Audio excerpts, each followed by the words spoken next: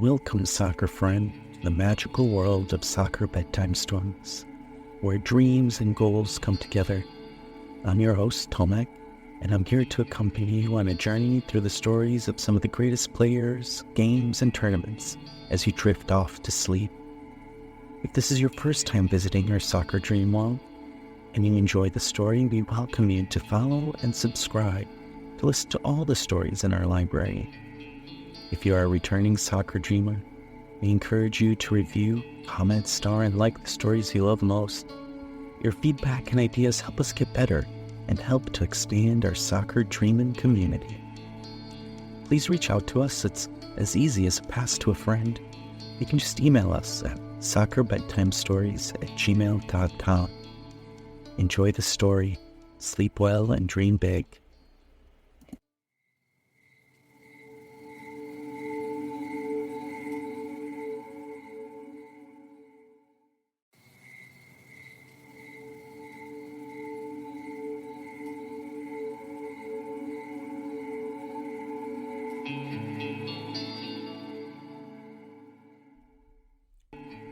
Before we begin our story, friend, let's take a deep breath and imagine that we are all snuggled up in a cozy blanket, surrounded by warmth and comfort. Tonight's story is the one that will transport us to a magical world where anything is possible. We'll meet heroes and villains, travel to a far-off land, and experience an incredible adventure together. So let's close our eyes, relax, and get ready to embark on an unforgettable journey that will fill our dreams with wonder and excitement. Once upon a soccer time, when the fields were green and the fans were loud, there was a great match that captivated the land. In all of England, no two teams despised each other more than Manchester United and Liverpool. Manchester United had just won a trophy, and they were feeling very confident. Liverpool, on the other hand, had been having great difficulties. Manchester United and their fans were sure they could win, but Liverpool had other ideas. They wanted to win the match, beat their great rival, and climb up the league table. Liverpool had a secret weapon that they were ready to unleash.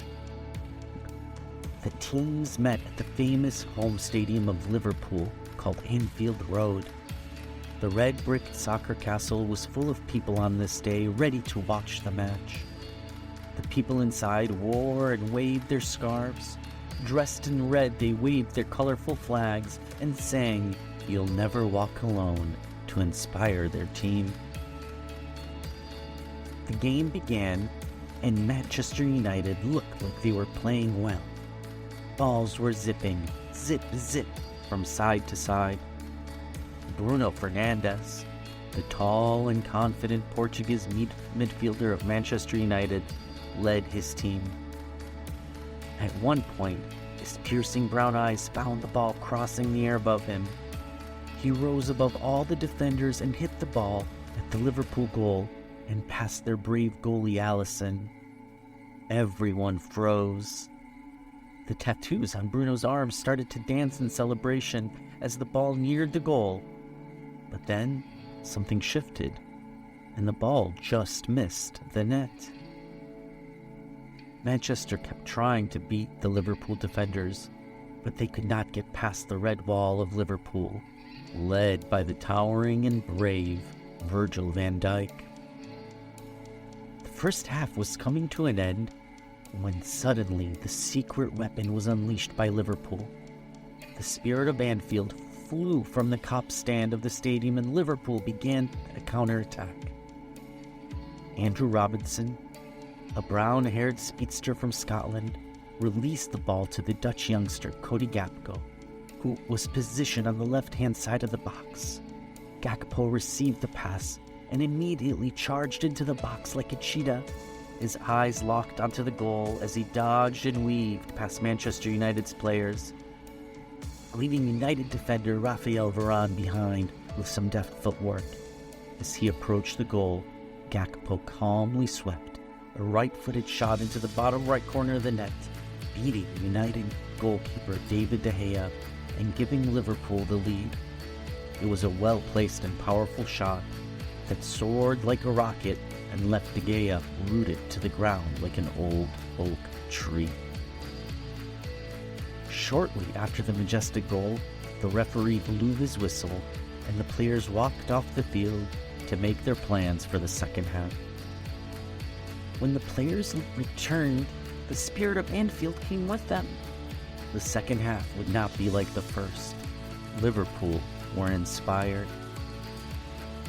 Young Harvey Elliott, the little engine that could, scooped the ball up near the Manchester goal and directed it to the center. Nunez took flight, his eyes fixed firmly on the ball in sight. The cross came soaring in from young Elliott's boot, and Nunez rose up high, his timing astute. The ball met his forehead with a satisfying thud, and United's defenders all looked on, dumbstruck and stunned. It sailed past De Gea into the net as Anfield roared with cheers that they'd never forget. Nunez landed back down on the hollow turf. His teammates rushed over. Their excitement soared. With one more goal to add to Liverpool's lead, they knew that they were well on their way to succeed. The next goal, to make it 3, came from the Egyptian hero, the pharaoh himself, Mohamed Salah. With the ball at his feet, Salah danced past United's defense in a seamless feat. The crowd roared and he weaved his way through with nimble agility and artful moves. Defenders left grasping as thin air as Salah glided past without a care. With a flick of his foot, he sent a perfect pass, a gift for Cody Gakpo to finish with class. The ball floated over the keeper's head and nestled gently in the net. It was a moment of sheer footballing grace, a dazzling display of skill and pace. Salah's creativity on full display, leaving the opposition in utter dismay. And as the Anfield crowd erupted with glee, Salah had once again made history, a magician on the pitch. The goals would not stop, and now Salah, the creator, became the scorer himself.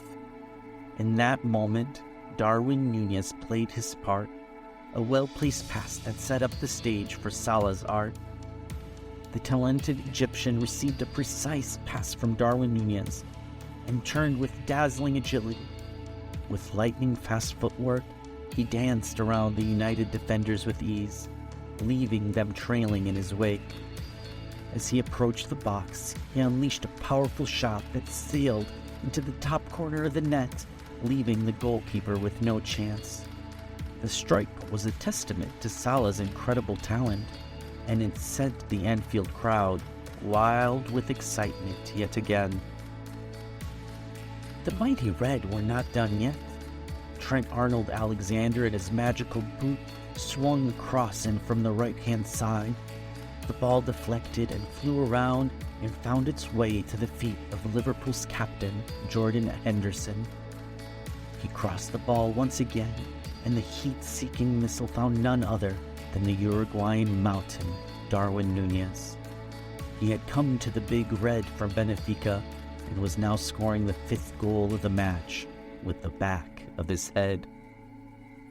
As the game approached its conclusion, Liverpool's Harvey Elliott, a young and dynamic presence on the pitch, was once again at the heart of the action. His deft touch set off a scramble in the box, with the ball pinging round between the flailing limbs of United's defenders. In the midst of the chaos, Robert Firmino emerged with the ball only to find himself surrounded by a sea of white shirts. But then, in a flash, the ball was at the feet of Mohamed Salah, Liverpool's talismanic striker. He needed only a split second to bury the ball in the back of the net, claiming the record for most goals scored by a Liverpool player in the Premier League era. It was a moment of pure joy for Salah, who threw his shirt in the air, and the home fans, who erupted into a deafening roar as the stadium shook with the force of their celebration. Little did the fans know that they would be entering 7th heaven. For the Egyptian king was not done yet. As the game neared its conclusion, Mohamed Salah attacked the now helpless defenders again, showing no mercy for his biggest opponents. Threading the needle, Salah played it to the great Bobby Firmino, who controlled with his back to the goal.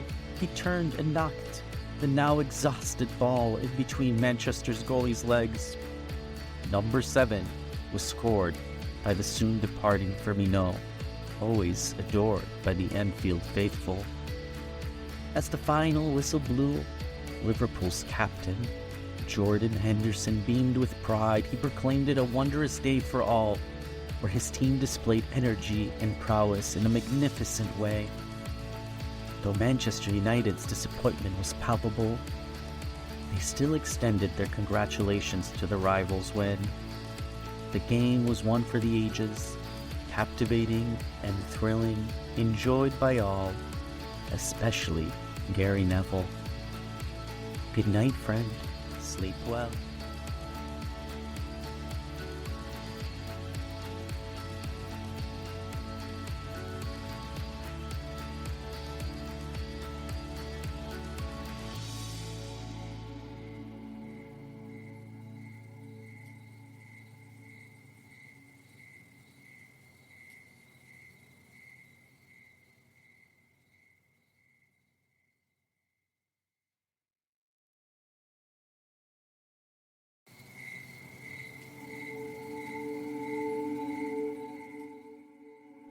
Hey soccer friends, if you enjoy Soccer Bedtime Stories, you might also enjoy the Soccer Time Machine podcast. It is a soccer history daily for kids, by kids. Join our young soccer fans on an epic adventure through the history of the beautiful game. From legendary players to historic moments, we'll explore it all in a fun and engaging way that's perfect for young soccer fans like you. So grab your jerseys and get ready to kick off this exciting journey with the Soccer Time Machine podcast on August 1st, wherever you listen to podcasts. Subscribe and follow to make sure you don't miss an episode. Now, off to our bedtime story. Sweet soccer dreams.